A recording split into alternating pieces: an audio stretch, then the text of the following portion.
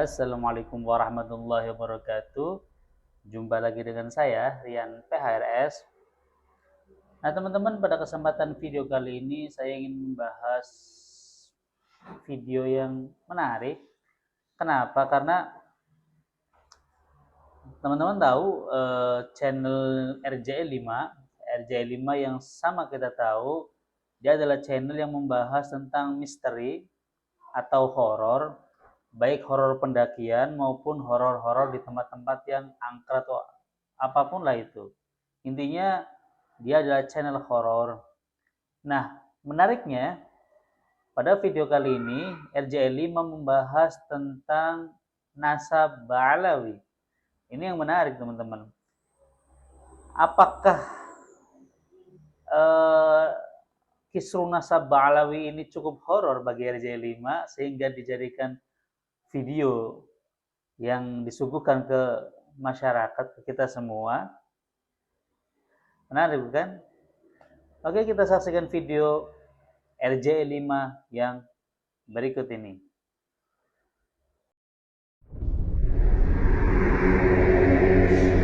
Kan kita juga sering dengar di berita gitu ya. Betul.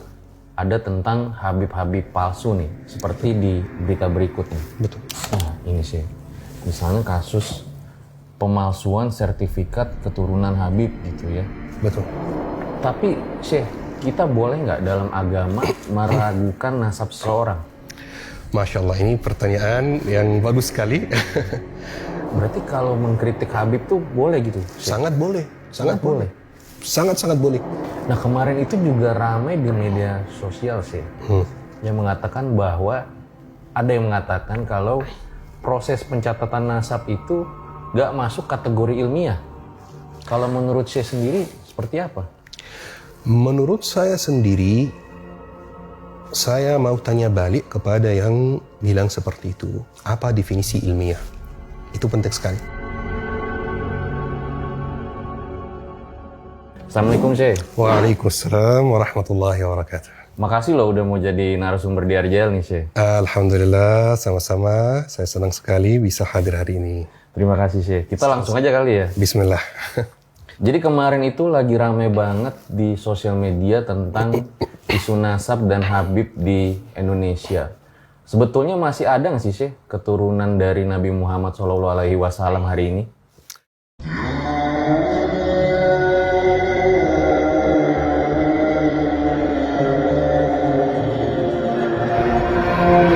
Bismillah, Allahumma salli wa sallim wa barik ala Sayyidina Muhammad wa ala ali Sayyidina Muhammad. Jadi keluarga Nabi Muhammad SAW setelah Nabi Muhammad meninggal dunia, mereka pindah ke banyak tempat. Ada beberapa yang pindah ke Mesir, tempat saya. Ada beberapa yang pindah ke Yaman. Dan dari Yaman ada beberapa yang pindah ke Indonesia juga. Jadi sampai hari ini masih ada keturunan Nabi Muhammad SAW. Berarti di Indonesia juga masih ada ya? Insya Allah masih ada. Insya Allah masih ada. Betul. Nah, Syekh itu kan dari Mesir gitu ya. Kalau dari Mesir itu tandanya dia keturunan dari Nabi Muhammad itu seperti apa ya, Syekh? Di Mesir ada peraturan ketat terkait hal ini ya. Jadi di Mesir ada yang namanya Niqabatul Ashraf. Ini sebuah lembaga yang diakui pemerintah Mesir. Lembaga tersebut tugasnya adalah memverifikasi siapa keturunan Nabi Muhammad dan siapa yang bukan keturunan Nabi Muhammad. Yang keturunan Nabi Muhammad dikasih karne atau dikasih seperti ID card gitu. Kalau punya ID card ini berarti 100% keturunan Nabi Muhammad, karena di Niqabatul Ashraf tersebut atau yang lebih terkenal dengan istilah niqabah ya, itu ada pakar ilmu nasab di sana. Jadi kalau ada orang yang mau cek nasabnya, mereka cek itu silsilahnya ke siapa sampai ratusan bahkan ribuan tahun yang lalu. Contoh misalnya, saya sendiri, saya tahu siapa kakek saya yang 1000 tahun yang lalu. Serius tuh, Syekh? Serius, saya tahu namanya, kerjanya apa, pindah dari mana, istrinya berapa, anaknya berapa. Saya tahu semuanya, semua informasi itu. Terus informasi itu kayak diwariskan gitu. Jadi ayah saya ceritakan itu kepada saya. Nanti saya ceritakan kepada anak saya dan seterusnya, seperti itu. Iya, saya juga sering dengar ya, kayak di Mesir, Yaman, anak-anak kecil itu tahu tuh leluhurnya gitu ya. Betul sekali. Kalau menurut saya sendiri, apa sih manfaat ketika kita mengetahui leluhur kita gitu? Baik, itu sebenarnya ada dua manfaat gitu ya. Manfaat yang pertama, manfaat sosial, supaya tidak ada yang berani mengaku keturunan A, padahal dia bukan keturunan A. Makanya muncul pentingnya yang namanya pakar ilmu nasab. Supaya kalau ada yang mengaku dari suatu keturunan, langsung dipanggil pakarnya. Ini benar nggak dari keturunan A? Gitu. Ini manfaat yang pertama. Manfaat yang kedua lebih ke tradisi. Ya. Jadi kan setiap tempat itu ada tradisinya. Ya. Budaya ya? Budayanya, betul. Di negara Arab secara umum, khususnya di Yaman dan Arab Saudi, itu terkenal sekali budaya nasab itu. Jadi itu lebih ke tradisi seperti itu. Dan sampai hari ini, di setiap suku di Mesir, Arab Saudi, Yaman, itu ada pakar ilmu nasabnya. Terus kalau ada perselisihan tentang nasab, langsung dipanggil dan ditanya. Pakar ilmu nasab itu lebih keren lagi. Tahu nasab semua sukunya sampai Nabi Ibrahim. Oh. Ya, jadi jauh sekali. Jadi memang sudah ada ya, Betul. terorganisir gitu ya. Sangat-sangat terorganisir. Tapi Syekh, kita boleh nggak dalam agama meragukan nasab seseorang? Masya Allah, ini pertanyaan yang bagus sekali. Dalam agama, meragukan nasab seseorang itu boleh dalam satu kondisi saja. Diragukan oleh hakim. Selain itu, kita tidak diperbolehkan untuk meragukan nasab seseorang. Rasulullah SAW bersabda, "Man idda'a ila ghairi abihi wa huwa ya'lamu annahu ghairu abihi fal jannatu 'alaihi haram."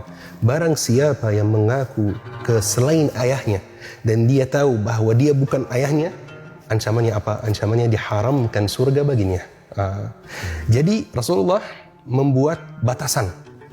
Tidak boleh mengaku ke selain ayah kita dan di waktu yang sama tidak boleh meragukan nasab orang lain. Bahkan ada satu hadis lain dari Rasulullah SAW bahwa di akhir zaman bakal muncul dua peristiwa yang merupakan kekufuran.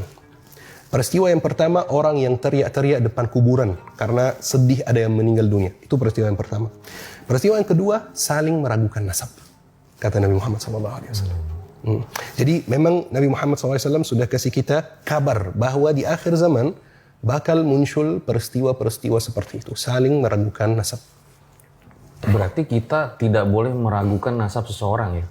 Betul sekali, tidak boleh meragukan nasab seseorang, sebagaimana tidak boleh ada orang yang mengaku kepada selain ayahnya atau kakeknya. Jadi dua-duanya tidak boleh gitu. Meragukan nasab seseorang tanpa adanya perintah dari hakim itu tidak diperbolehkan. Kenapa? Karena kalau kita buka pintu tersebut, nanti bakal ada kekacauan yang luar biasa ya. Nanti tiba-tiba ada orang yang ketuk pintu saya, Anda bukan Anda bukan anak kandung dari ayah yang ada di akta kelahiran itu. Nanti nggak ada aturannya lagi gitu. Seperti itu. Makanya yang diperbolehkan meragukan nasab adalah hakim dengan dengan syarat-syarat tertentu seperti itu. Karena itu termasuk caci maki juga ya? Betul sekali, betul sekali. Ini caci maki dari banyak segi gitu ya. Yani kalau ada orang yang kita tuduh nasabnya tidak tersambung pada kakeknya, itu kayak secara tidak langsung kita menuduh kakeknya atau ibu-ibunya itu dengan tuduhan yang keji gitu, dengan tuduhan yang kurang bagus gitu, seperti itu. Tapi bagaimana sih ketika misalnya ada seseorang yang memasukkan nasabnya gitu? Karena kita juga sering dengar di berita gitu ya. Betul. Ada tentang Habib-Habib palsu nih, seperti di berita berikutnya. Betul. Nah ini sih, misalnya kasus pemalsuan sertifikat keturunan Habib gitu ya. Betul. Nah, kalau seperti itu bagaimana sikap kita gitu sih? Baik, saya mau kasih satu contoh. Ya. Pernah nggak ada orang yang memalsukan akta kelahirannya? Pernah pasti pernah ya. Itu tidak berarti semua akta kelahiran yang ada di Dukcapil palsu semua, betul kan? Sama seperti itu juga. Kalau ada orang yang mau terhormat atau mau menjadi orang terhormat di komunitasnya, jadi dia memalsukan nasabnya dan dia mengaku keturunan Nabi Muhammad SAW, maka dia harus ditindak. Harus ditindak. Tapi ditindak oleh siapa? Ini yang penting. Ditindak oleh pihak yang berwenang. Dalam kondisi ini pihak yang berwenang itu satu, yaitu niqabah atau yang setara dengan niqabah di Indonesia, yang namanya Rabitah Alawiyah. Karena Rabitah Alawiyah itu yang bertanggung jawab atas nasab atau keturunan Rasulullah di Indonesia, maka mereka yang harus menindak dia yang memalsukan nasab, seperti itu. Oke. Ada nggak sih Syekh ayat gitu ya yang memang mengajarkan kita untuk mencintai keluarga dan keturunan dari Nabi Muhammad? Sebenarnya ada yang lebih kuat lagi. Ya, kita kalau salat terus pas tasyahud, Allahumma salli ala Muhammad wa ala Ali Muhammad. Seperti itu. Jadi kita setiap hari ketika kita salat, ketika kita tasyahud, kita bersalawat kepada Nabi Muhammad dan keluarganya dan ahlul baitnya. Tetapi ada satu hal penting sekali yang saya mau sampaikan. Kita mencintai keluarga Nabi Muhammad karena Nabi Muhammad. Tapi itu tidak berarti bahwa ada orang yang terhindar dari dosa. Ini penting sekali ya. Kita mencintai keluarga Nabi Muhammad, tapi tidak berarti bahwa semua Habib itu terhindar dari dosa misalnya. Bahwa Habib itu terhindar dari dosa. Bahwa Habib itu tidak mungkin salah. Gitu. Enggak. Habib itu orang biasa. Kita mencintai karena kakeknya. Ya. Tapi masih manusia seperti itu. Jadi tidak perlu kita berlebihan mencintai. Tidak perlu kita berlebihan membenci. Nah, seperti itu. Jadi sewajarnya saja gitu. Betul, sewajarnya. Jadi Ali bin Abi Thalib pernah berkata, "Ahbib habibaka haunan ma asa an yakuna khasimuka yawman ma." Jadi cintalah orang yang kamu cintai seperlunya. Bisa jadi dia menjadi musuhmu suatu hari. Dan bencilah orang yang kamu benci seperlunya. Bisa jadi dia menjadi kekasihmu suatu hari. Seperti itu. Tapi kadang kita juga misalnya menemukan sebuah kondisi kayak gini sih. Ada keturunan dari Nabi Muhammad yang justru mengajarkan hal-hal di luar Al-Quran dan hadis gitu. Yang gak sesuai tuntunannya. Nah, cara kita bersikap tuh seperti apa sih? Kita harus balas dan kita harus menjelaskan kekurangannya di mana. Tapi tanpa meragukan nasabnya. Karena ini beda hal, beda cerita gitu ya. Kalau ada misalnya Habib yang akhlaknya kurang baik, yang perilakunya kurang baik, yang ilmunya kurang baik, maka kita berhak meragukan akhlaknya. Berhak meragukan ilmunya. Berhak meragukan nasab atau sanad-sanad ilmu yang dia punya. Tapi ngapain meragukan nasab? Emang keturunan Nabi Muhammad itu baik semua? Enggak. Abu Jahal, Abu Lahab itu keluarga Nabi Muhammad juga. Terus banyak yang kita lihat kadang-kadang, bukan banyak, tapi ada yang kita lihat Habib yang mungkin perilakunya tidak mencontohkan akhlak Nabi Muhammad SAW. Ya, kritik akhlaknya, kritik ilmunya, tapi gak usah kritik nasabnya. Itu beda cerita gitu. Berarti kalau mengkritik Habib tuh boleh gitu? Sangat boleh. Sangat boleh. Sangat-sangat boleh. Siapapun bisa dikritik. Siapapun bisa dikritik. Asal kita punya ilmu yang cukup untuk mengkritiknya. Jadi misalnya, saya kasih contoh. Saya kan, kalau saya sendiri, latar belakang saya itu ilmu fiqih. Ya. Jadi kalau saya melihat ada satu orang yang membahas ilmu fiqih, tapi agak menyimpang gitu. Maka saya, dengan latar belakang saya yang ilmu fiqih itu, saya berhak mengkritik dia. Tapi kalau ada orang yang tidak mengetahui ilmu fiqih, maka dia tidak bisa mengkritik. Karena tidak bisa menjelaskan dengan ilmiah gitu, kekurangannya di mana, seperti itu. Kalau soal akhlak, ya bisa saja semua orang kritik ya. Jadi kalau soal boleh dikritik, sangat boleh dikritik. Ya, nggak ada yang terhindar dari dosa, nggak ada manusia yang tidak bersalah, semua bisa jatuh dalam kesalahan. Soalnya saya pernah nemu gitu ya, komen netizen gitu ya, saya.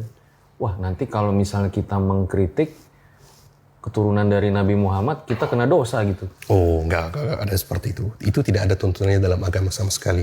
Bahkan Rasulullah SAW pernah bersabda dan pernah menyampaikan kepada anaknya Fatimah, anak kesayangan Rasulullah SAW. Ya Fatimah, selini ma syi'ti lan ughni anki minallahi syai'an.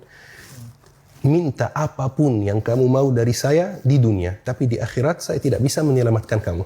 Masya Allah. Itu ke anaknya langsung, Mbak. Bukan ke cucu jauhnya misalnya. Ya. Jadi itu tidak ada hubungannya dengan dosa atau tidak, enggak.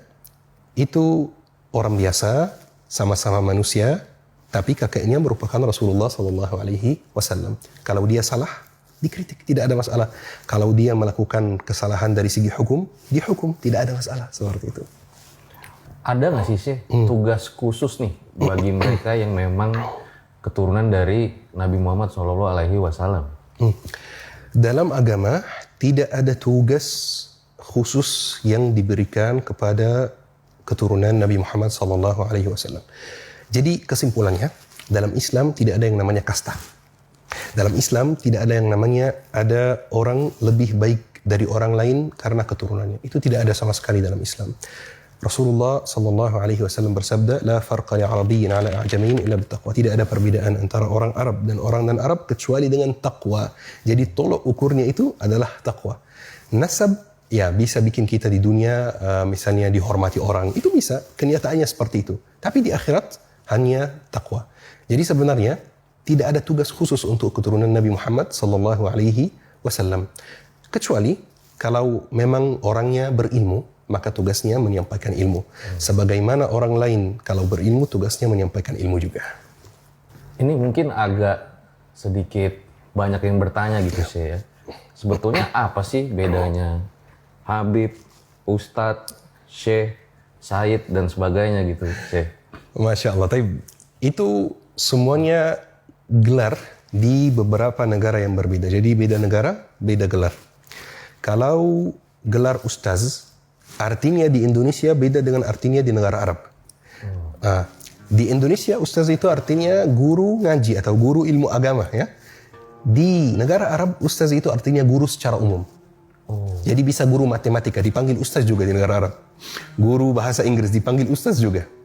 Taib. Kalau guru ngaji di negara Arab itu dipanggil Syekh. Jadi sebenarnya Syekh di negara Arab sama dengan Ustaz di Indonesia. Dua-duanya sama. Kalau Habib itu ada beberapa teori gitu ya.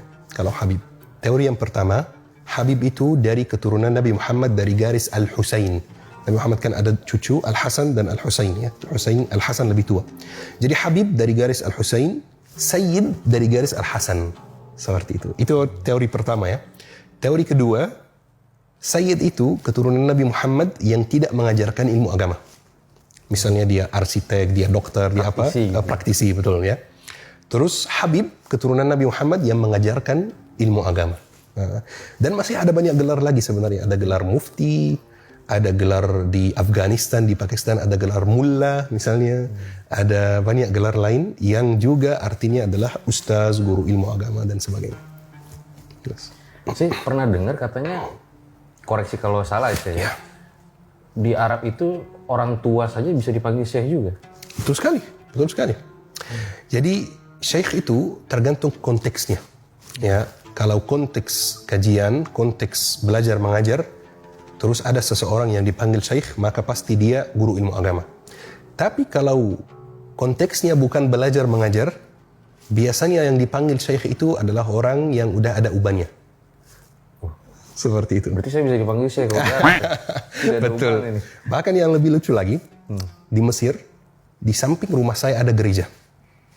Di gereja tersebut ada seorang pendeta. Dia juga dipanggil syekh karena ada ubannya. Betul, tergantung konteksnya di sana. Luar biasa ya, itu indahnya bahasa ya. Satu tempat sama tempat yang lain bisa beda makna. Betul. Sebenarnya boleh nggak kita membanggakan gitu ya? Ini dalam secara luas gitu ya sih. Kakek saya si Fulan nih gitu.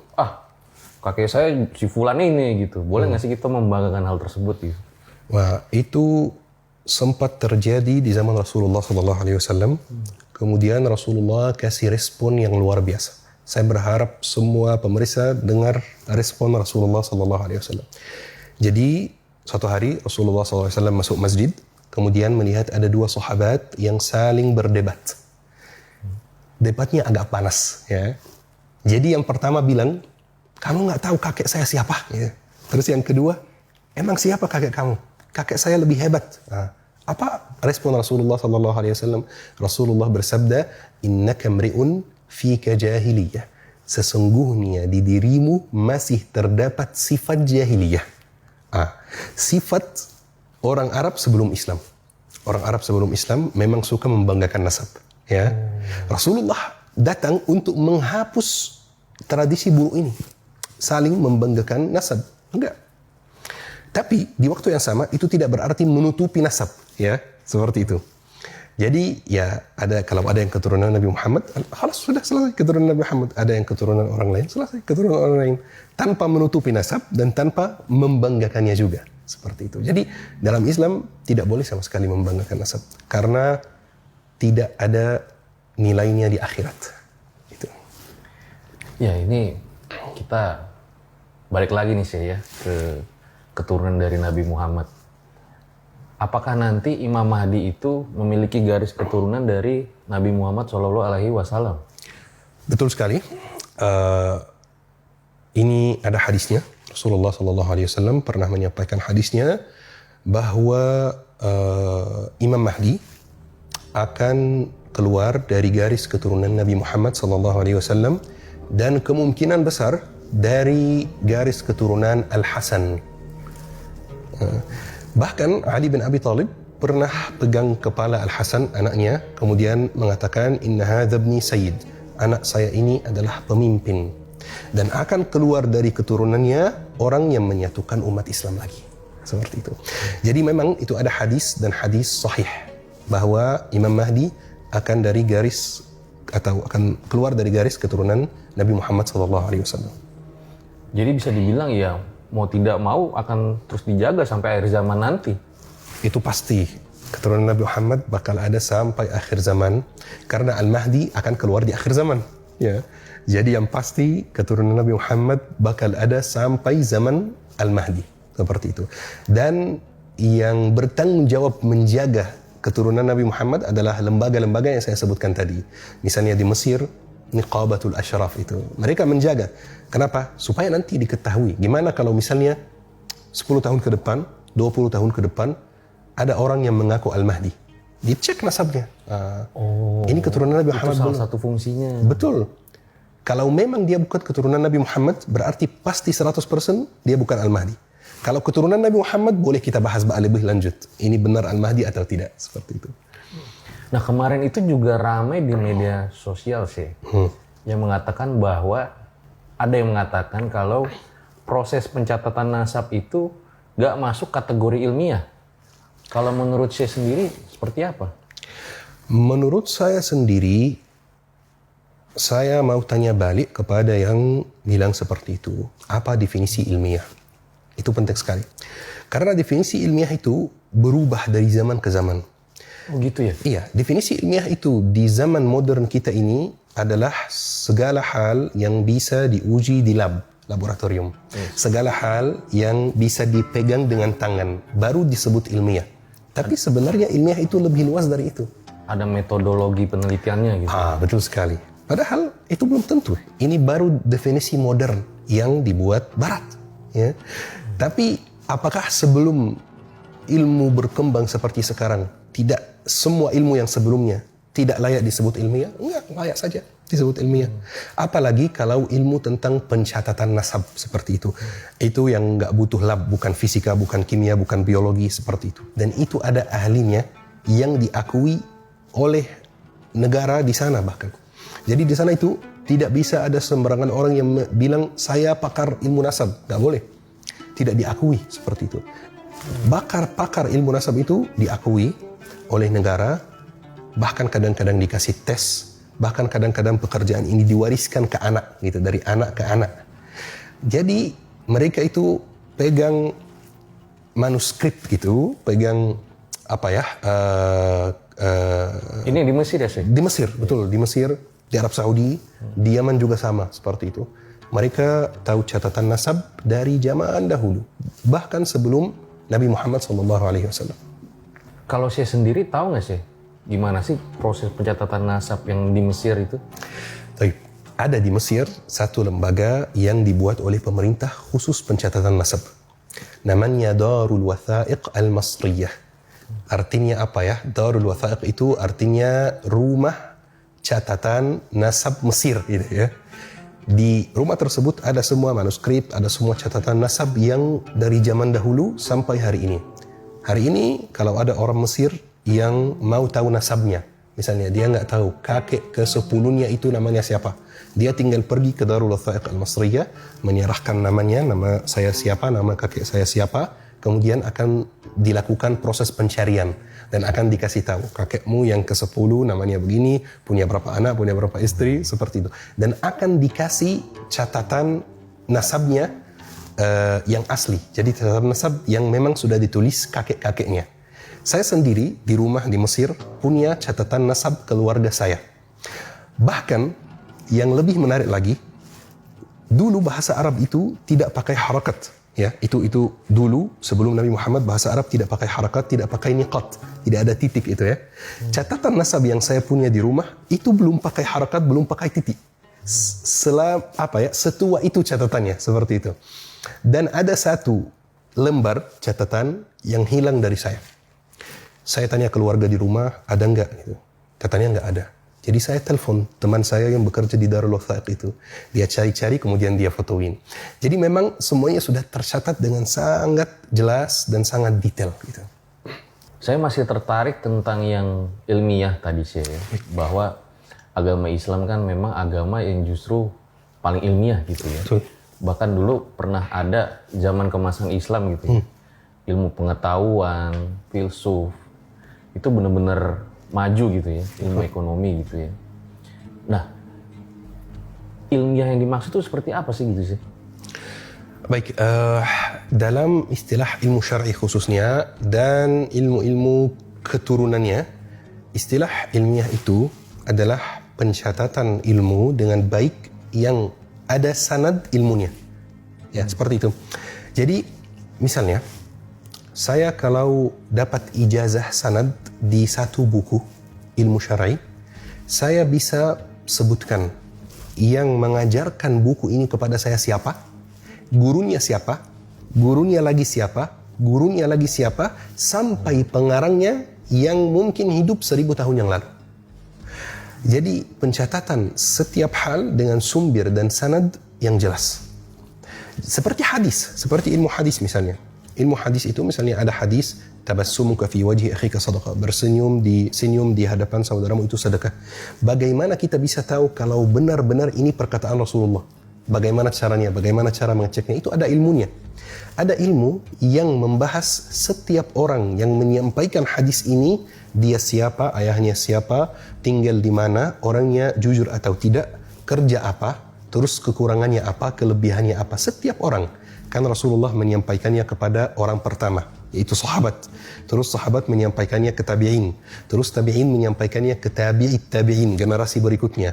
Kemudian tabi'it tabi'in menyampaikan ke generasi berikutnya. Sampai hadisnya di zaman kita ini. Dalam silsilah ini, setiap orang yang menyampaikan hadis ini, kita tahu asal usulnya. Bukan hanya dia siapa, kekurangannya apa, kelebihannya apa, tinggal di mana, bapaknya siapa, ibunya siapa. Dan jika ada silsilah yang kurang jelas, hadis ini disebut hadis dhaif. Jadi kita kan dengar hadis dhaif, hadis sahih.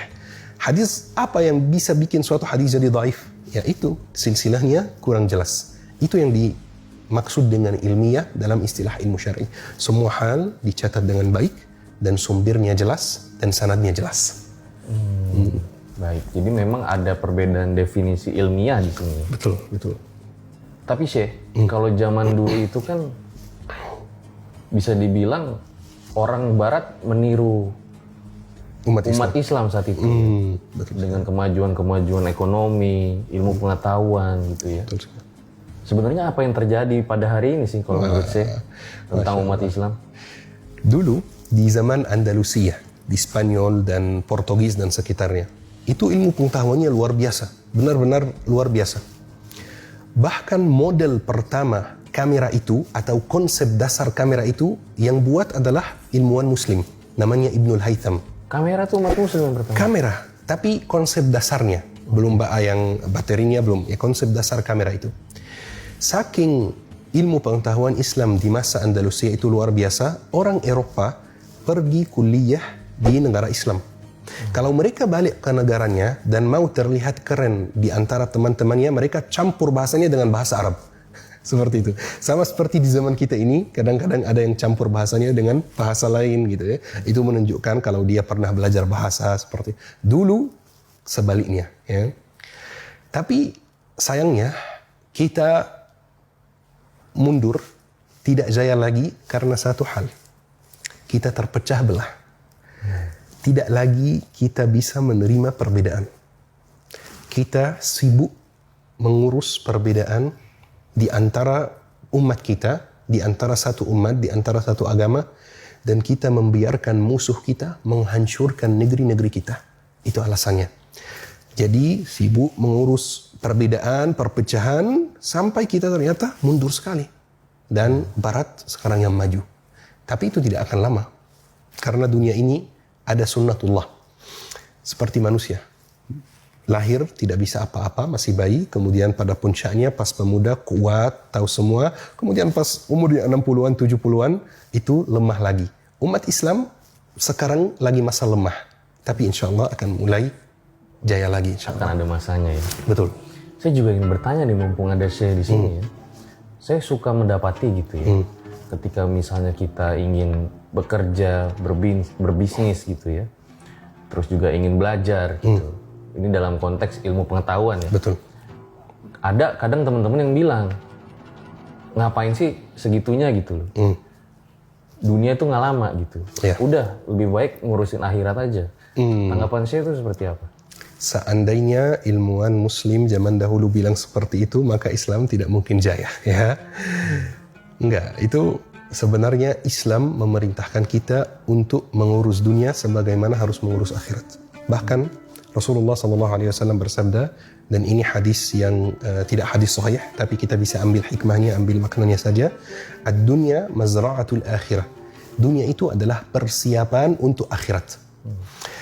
Jadi kita memang diperintahkan untuk mencari dunia. Tapi bukan mencari dunia demi dunia. Mencari dunia demi akhirat. Kita diperintahkan untuk menuntut ilmu. Tapi bukan karena hanya menuntut ilmu saja, tidak ada alasan lain. Enggak, menuntut ilmu karena akhirat. Jadi betul sebenarnya kita harus fokus akhirat. Tapi fokus akhirat melalui dunia. Nah, seperti itu. Kita menghasilkan uang. Kita mau jadi kaya. Kita mau punya bisnis yang besar. Itu bagus sekali. Tapi demi akhirat. Seperti itu. Kalau seandainya sahabat hanya mengurus akhirat saja dan tidak memperhatikan dunia, tidak mungkin sahabat menjelajahi dunia. Tidak mungkin sahabat ada orang seperti Abdurrahman bin Auf.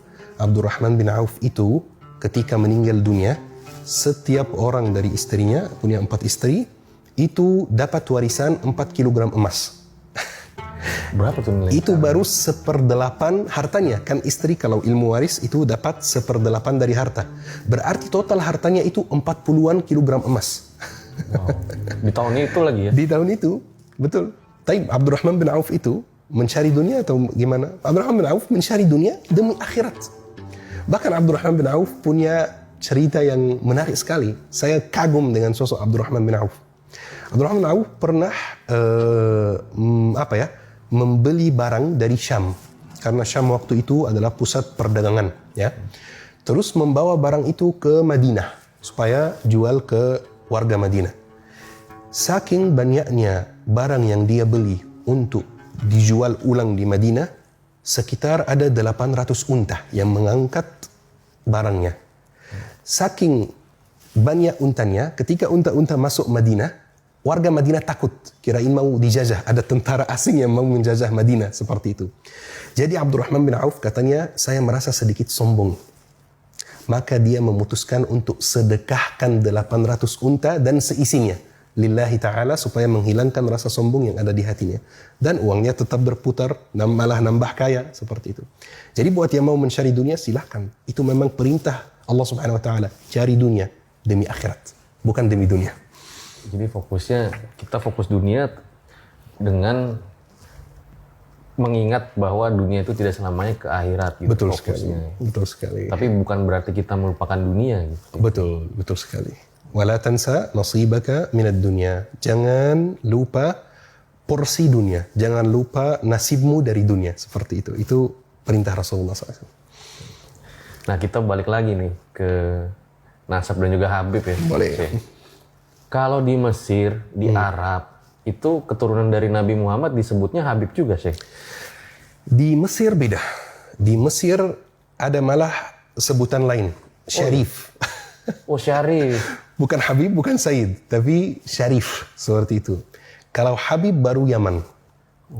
Makanya di sini di Indonesia kita panggil keturunan Nabi Muhammad dengan Habib karena memang yang keturunan Nabi Muhammad pertama yang datang ke Indonesia itu dari Yaman, bukan dari negara lain ya. Jadi dipanggil Habib. Tapi kalau di Mesir dipanggil Syarif, seperti itu. Di beberapa negara lain dipanggil Sayyid, seperti itu. Berarti memang banyak juga ya orang Arab yang datang ke Indonesia itu dari Hadramaut itu ya? Betul sekali, betul sekali. Orang Arab datang ke Hadramaut itu, ini menarik ini, saya mau cerita sedikit ya. Ada beberapa teori Islam itu masuk Indonesia bagaimana ya. Teori yang paling terkenal itu kita semua tahu, perdagangan, terus Islam tersebar di Indonesia, itu gak perlu diceritakan, itu udah diketahui. Tapi ada satu teori yang jarang diketahui banyak orang karena memang teorinya sumbernya agak lemah. Cuman tidak ada masalahnya kita lihat teori ini seperti apa. Dan itu saya sudah baca di buku yang menceritakan, buku Arab ya, yang menceritakan sejarah India dan namanya Ar-Qabilul Malayu, bagian Melayu gitu ya. Katanya ada satu orang yang merupakan sultan atau raja dari bagian Melayu ini, Indonesia, Malaysia, yang mimpi bahwa ada cahaya yang datang dari arah Arab. Dia mimpi hal itu 3 hari berturut-turut. Ketika dia bangun, dia memutuskan untuk menyerahkan tahtanya kepada adiknya. Dan dia pergi ke arah negeri Arab untuk melihat itu cahaya apa. Ketika dia pindah, dia sampai Madinah dan dia ketemu dengan Nabi Muhammad SAW dan dia yang menyebarkan Islam di Indonesia. Ini teori yang tidak begitu terkenal karena memang sumbernya lemah. Saya baru dengar juga nih, Syekh. Betul, tapi memang ada di buku sejarah seperti itu. Dia yang menyebarkan Islam di Indonesia. Jadi bisa dibilang ada sahabat Rasulullah dari Indonesia. Kalau teori ini benar, berarti ada sahabat Rasulullah dari Indonesia. Berarti dia hidup di zaman Nabi. Betul, hidup sezaman dengan Nabi. Lalu akhirnya dia pulang lagi. Dia masuk Islam, memeluk agama Islam, kemudian dia pulang lagi menyebarkan Islam seperti ini. Namanya siapa sih? Itu namanya tidak disebutkan dan ini salah satu hal yang bikin teorinya lemah gitu, karena referensinya kurang banyak seperti itu. Tapi memang ada di buku sejarah dan dibahas ya di beberapa buku seperti itu. Buku sejarah? Ada satu buku sejarah namanya Al-Bidayah wan Nihayah di Mesir. Itu ada di Mesir, ada di Indonesia juga. Itu buku terkenal sekali namanya Al-Bidayah wan Nihayah, Ibnu Katsir, menceritakan sejarah manusia secara umum sejak Nabi Adam sampai zaman pengarang buku itu, Ibnu Katsir, seperti itu. Jadi cerita tersebut disebut dalam bukunya, tetapi memang dikasih catatan juga bahwa ini teori atau cerita yang sanadnya bermasalah.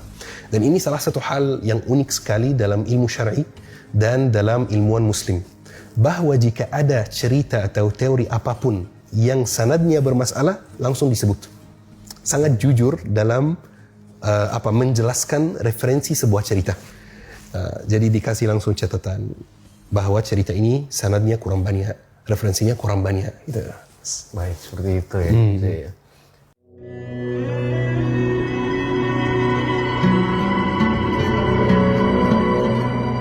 Nah ini kita bergeser sedikit topiknya sih gitu ya. Ini kan lagi libur. Memperingati hari lahir Nabi Muhammad SAW. Kalau Maulid Nabi itu kan ternyata banyak juga yang punya perbedaan gitu ya. Bahkan nggak jarang malah debat di kolom komentar. Betul sekali. Boleh nggak sih merayakan Maulid Nabi gitu? Boleh gitu. Kadang ada yang bilang, oh nggak boleh gini-gini. Wah, berantem sendiri. Kalau menurut saya seperti apa? Baik. Di sini umat atau ulama punya 2 pendapat. Pendapat yang pertama, tidak boleh karena merupakan bid'ah. Pendapat yang kedua, boleh saja karena ini menunjukkan rasa cinta kita kepada Nabi Muhammad SAW dan ini bukan bid'ah. 2 pendapat ini. Jadi saya merasa Kalau kita sudah memahami definisi bid'ah dengan baik, kita akan bisa menemukan solusi yang terbaik. Karena kadang-kadang ada yang bilang bid'ah, terus orang lain bilang bid'ah. Tapi definisi bid'ah di otak mereka berdua ini definisi yang berbeda, sehingga mereka tidak bisa menemukan jalan tengah.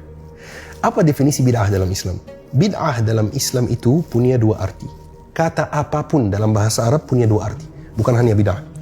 Ada yang namanya al-ma'na al-lughawi, ada yang namanya al-ma'na al-istilahi. Al-ma'na al-lughawi itu makna yang di dalam kamus. Al-ma'na al-istilahi itu makna yang sehari-hari, yang dipakai. Ya. Jadi misalnya kata salat. Kata salat itu dalam kamus artinya apa? Artinya doa. Bukan salat yang kita lakukan tadi. Kalau di sehari-hari, ilmu syar'i, namanya atau artinya gerakan yang dimulai dengan takbir, terus diakhiri dengan salam. Bid'ah dalam bahasa Arab, maknanya yang di kamus adalah hal yang baru, murni baru.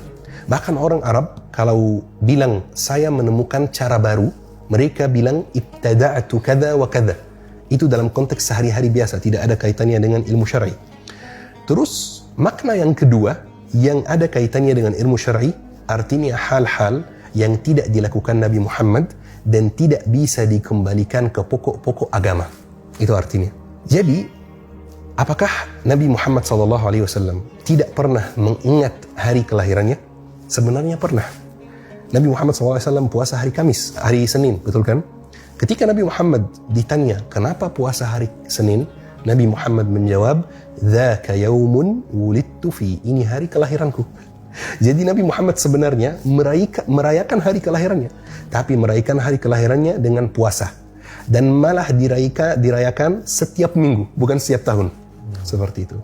Jadi, Maulid Nabi Muhammad menurut kami tidak bid'ah, karena bid'ah itu adalah hal yang tidak dilakukan Nabi Muhammad dan tidak bisa dikembalikan ke pokok-pokok agama. Tidak semua hal yang tidak dilakukan Nabi Muhammad disebut bid'ah. Sayyidina Bilal misalnya, Nabi Muhammad pernah mimpi mendengar suara sandal Sayyidina Bilal bin Rabah di surga. Jadi Nabi Muhammad penasaran, apa amalan Bilal sampai saya mendengar suara sandalnya di surga? Jadi Nabi Muhammad pergi ke Bilal dan tanya, "Ya Bilal, apa amalanmu?"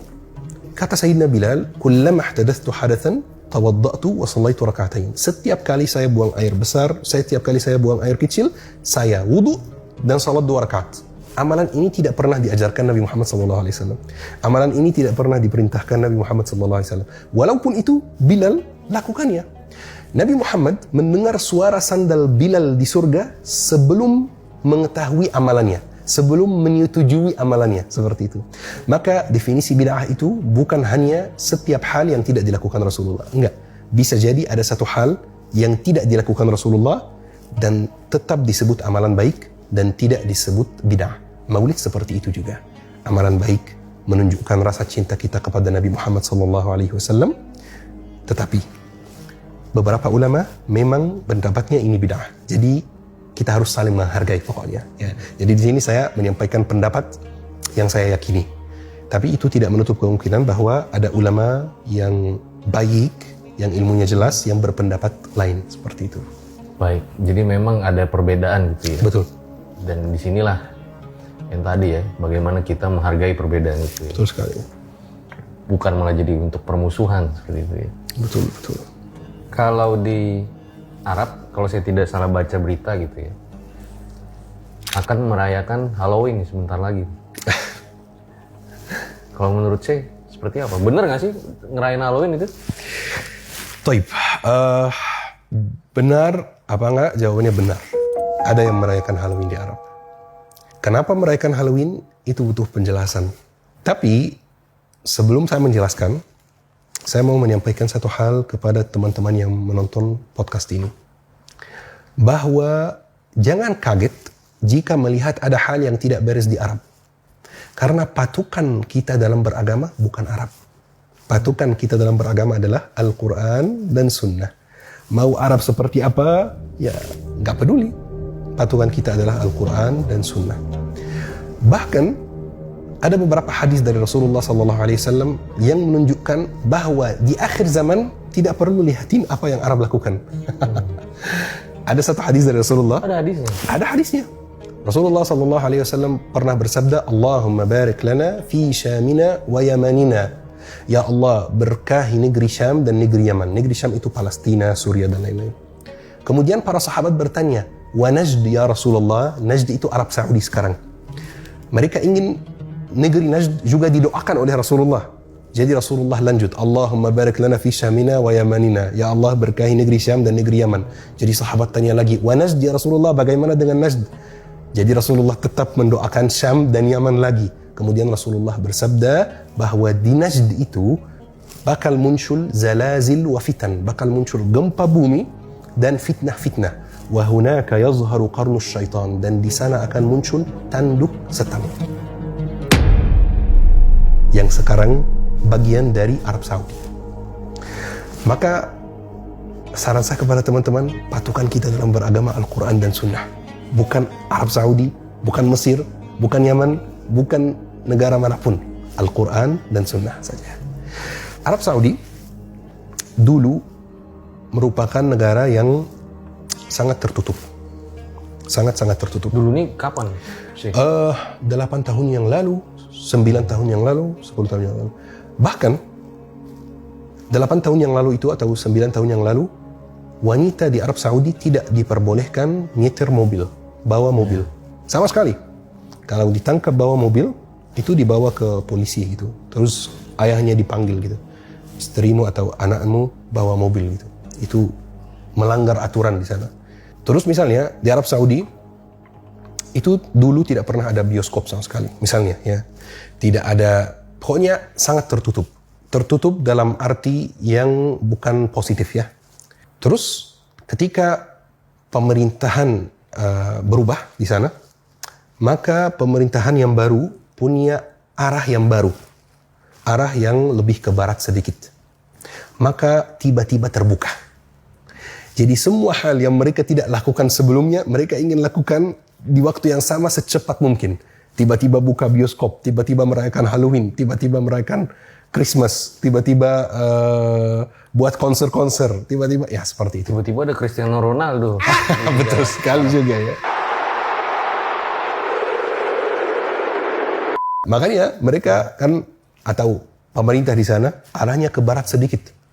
Oh yang sekarang nih? Yang sekarang. Makanya mulai merayakan Halloween, mulai merayakan seperti itu. Padahal dulu beberapa tahun yang lalu, wanita nyetir mobil aja nggak boleh. Perlu juga disampaikan bahwa tidak semua warga di sana menyetujui hal tersebut. Masih ada banyak warga di sana yang tidak suka dengan perubahan yang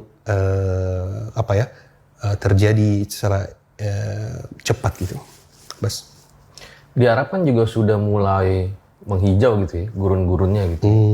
Apakah itu juga salah satu tanda kiamat sih? Rasulullah SAW bersabda, "Lan taquma as-sa'a hatta ta'udu nahrul ardul arabi anharan wa murujan atau anharan wa khadaran." Tidak akan muncul hari kiamat kecuali negeri Arab itu menjadi hijau lagi. Menjadi hijau lagi itu artinya apa? Artinya dulu hijau juga. Dulu sebelum zaman Nabi. Jauh sebelum zaman Nabi. Dulu sekali. Yani mungkin ribuan tahun. Negeri Arab itu atau Jazirah Arab itu hijau dulu. Terus tiba-tiba jadi gurun pasir. Mungkin alasan ilmiahnya saya nggak tahu gitu ya, kenapa tiba-tiba jadi gurun pasir. Cuman yang pasti sesuai hadis sahih Rasulullah bahwa negeri Arab akan menjadi hijau lagi. Bahkan sekarang saya umrah ya, kalau umrah itu saya sudah mulai melihat itu dengan mata sendiri gitu.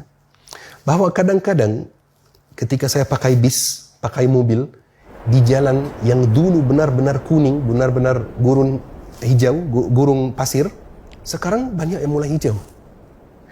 Sekarang banyak yang kalau dilihat dari jauh, ini pasti bukan Arab gitu.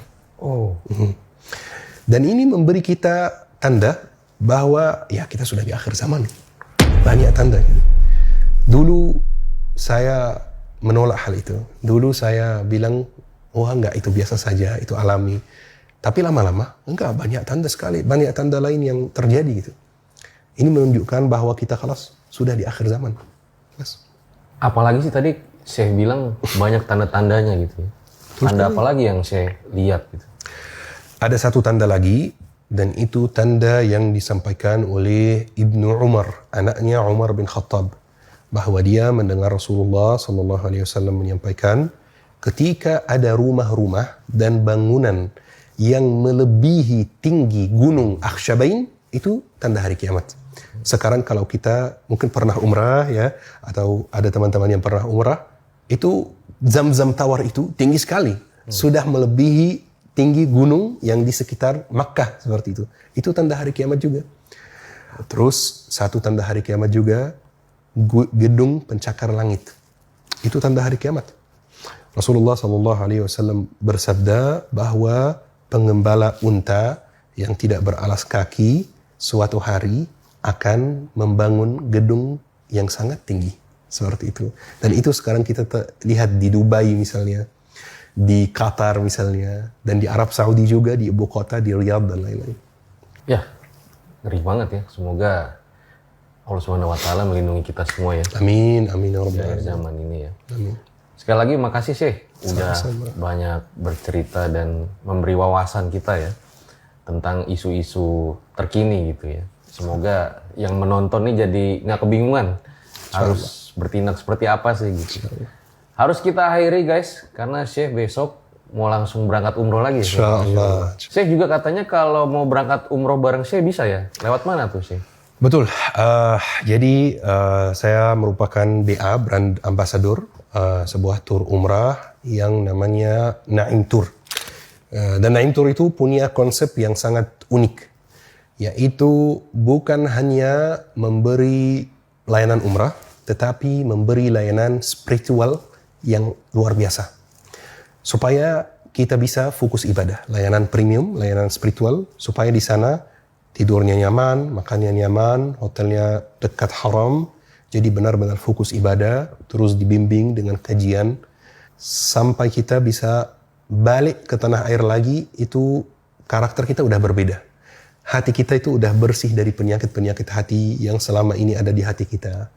Itu konsep dan tujuan dari Naim Tour. Jadi teman-teman yang mau berangkat umrah, insya Allah bisa hubungi Naim Tour. Hubunginnya kemana? Syekh? Nanti saya kasih nomor WA-nya. Oke, bisa tanya-tanya paket umrah seperti apa, keberangkatannya kapan, dan lain-lain. Dan ada beberapa keberangkatan yang saya ikut juga. Jadi teman-teman yang mau ikut umrah bersama saya, insya Allah bisa di Naim Tour juga. Insya Allah. Nanti nomor WA-nya di sini guys. Siap. Sekali lagi, makasih Syekh. Sehat-sehat Sama-sama. selalu ya. Terima kasih. Sama-sama. Itu udah guys, episode Lika-Liku Akhir Zaman pada hari ini ya. Semoga dengan ada video kali ini bukannya gue berpihak ke pihak yang pro dan juga kontra, enggak. Tapi ini menjawab keresahan juga ya sebagai orang awam nih terkait kemarin rame di medsos soal isu Nasab dan Habib ini, kita harus bertindak apa setelah itu? Karena jujur gue tuh nyari terus tuh di YouTube nih. Ini jadi yang harus kita lakukan tuh apa gitu. Nah mudah-mudahan dengan datangnya Syekh hari ini bisa menjawab kebingungan kita hari itu. Gue Fajar Aditya, RJ5 undur diri. Ciao. Wassalamualaikum warahmatullahi wabarakatuh. Bagaimana teman-teman? Sudah disaksikan videonya? Nah kurang lebihnya seperti itu teman-teman. Jadi pada video RJ 5 kali ini tentu kita banyak sekali mendapatkan ilmu tentang nasab, ilmu tentang panggilan Sayyid, Syarif, Syekh dan lain sebagainya. Dan yang tidak kalah menarik juga ilmu tentang Maulid Nabi, sehingga kita bisa bergandengan tangan menghargai satu sama lain antar umat Islam. Jadi tidak ada lagi perpecahan, itu yang diharapkan tentunya. Karena yang berharap perpecahan tentu tidak lain adalah setan, dan jangan sampai kita bagian dari setan itu sendiri karena menginginkan perpecahan yang ada dalam umat ini. Itu aja dari saya, semoga ini bisa mencerahkan, semoga ini bisa membantu teman-teman, semoga ini menjadi referensi buat teman-teman untuk berpikir, untuk menentukan sikap dan lain sebagainya. Itu aja dari saya pribumi, saya cinta Kiai dan saya cinta Mbak Alawi. Assalamualaikum warahmatullahi wabarakatuh.